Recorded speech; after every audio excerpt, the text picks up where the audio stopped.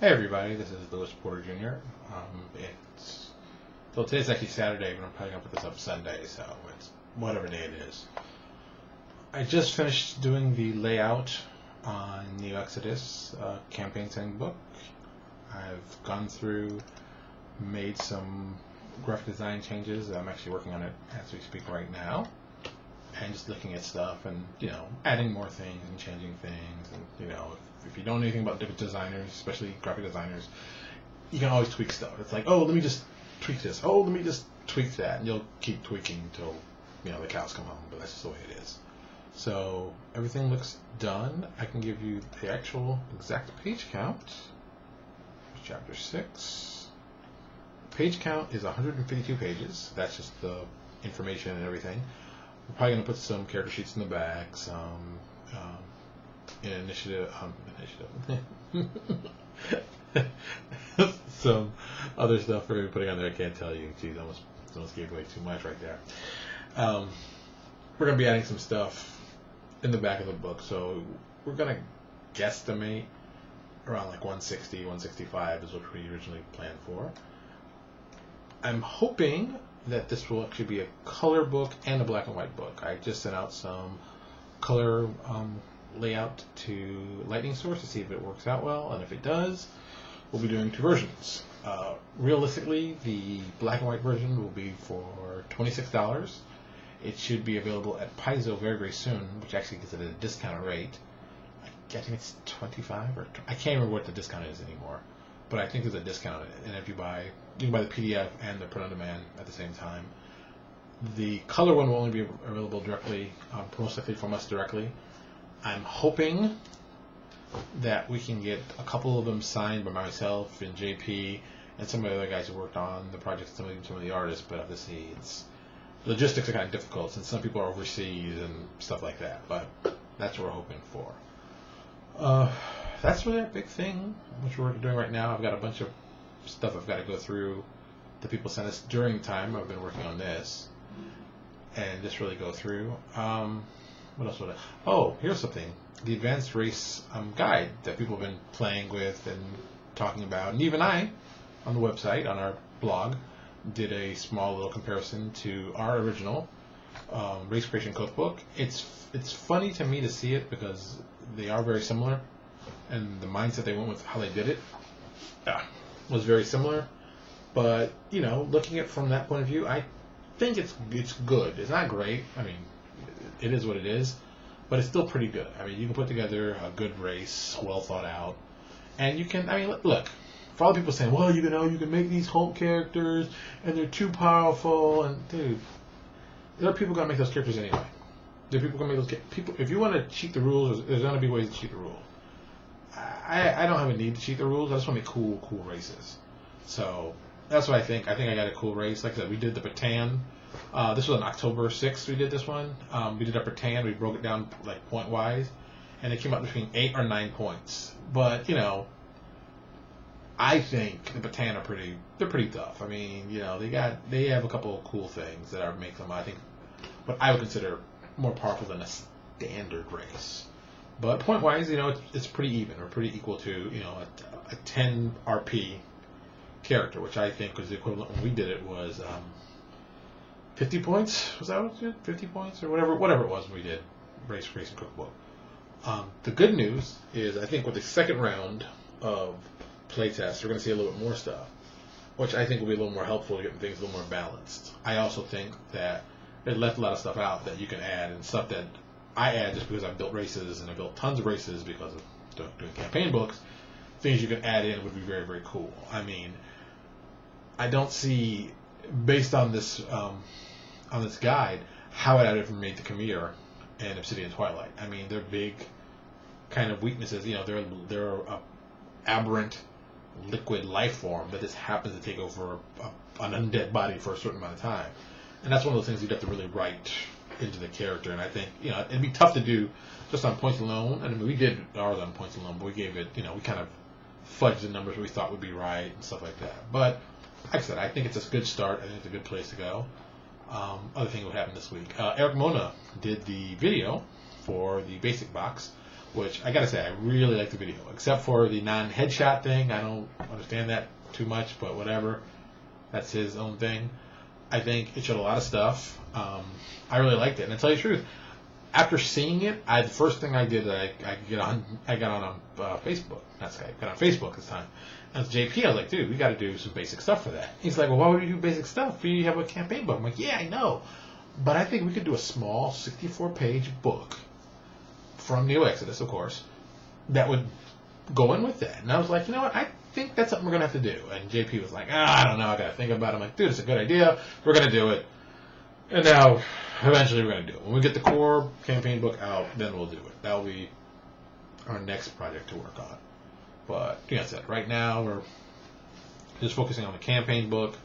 I'm waiting for like 4 pieces of art. And that's really it. 4 pieces of art. And that's it.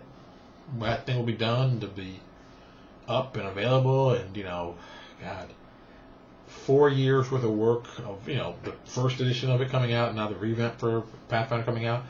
I think a lot of people will be very happy with what we did. I think it's a really great setting.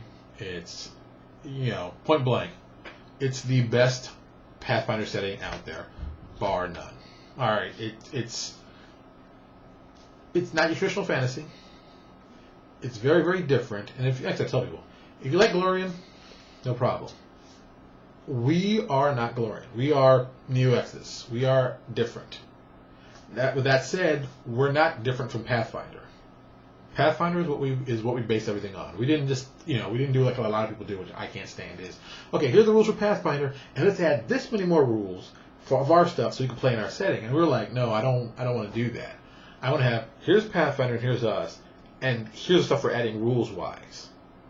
Yeah, now, okay, we add feats? Yeah, we added feats. We added classes, but we didn't add like a whole new system to how to do magic or like ley lines, which I still don't understand why people love that. I don't get that, but whatever. I mean, we took all the rules that play in the main core and then the core rule book and the Game Master's Guide. We didn't really add on top of that. That's not what we're trying to do. We're not trying to make it a rules-heavy setting. We're trying to make it an adventure-heavy setting. We added cool new races, we added some cool feats, we added some cool items, and we gave you the setting. That's it. No extra rules. You don't have to, you don't have to buy 12 million books to play. Once you buy our core rule book, you've got everything. You can use that to play to the cows come home. If you don't want to, you don't have to buy another product from us. You can use that to play, and you'll enjoy it.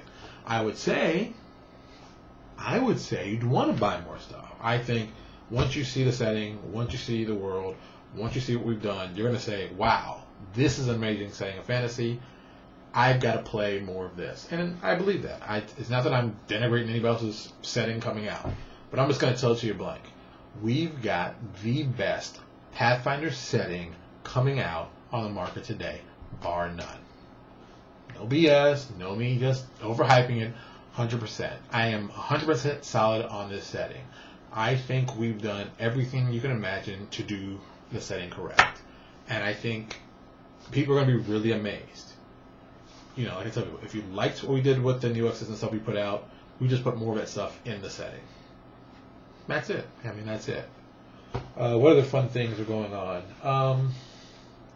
Nothing really. Oh, here's something that's kind of on a personal note. Some people know that, and some people don't. To me, it's no big deal. So I'm gonna. Last Friday was my last official day at my job. I've been working for like almost 3 years. I've been there. We had a situation of my favorite words. Lewis, we're running out of money, and we're going to have to cut some positions. And I'm like, oh. So I knew my position was up for, and, hey, they had to cut my position. It happens. Some people say, oh, you've been laid off. Look, I got fired. It's not a big thing for me. But they're like, hey, it's the worst economy yet. Yeah, I was also fired in 2007. Was it 2007? No, 2008.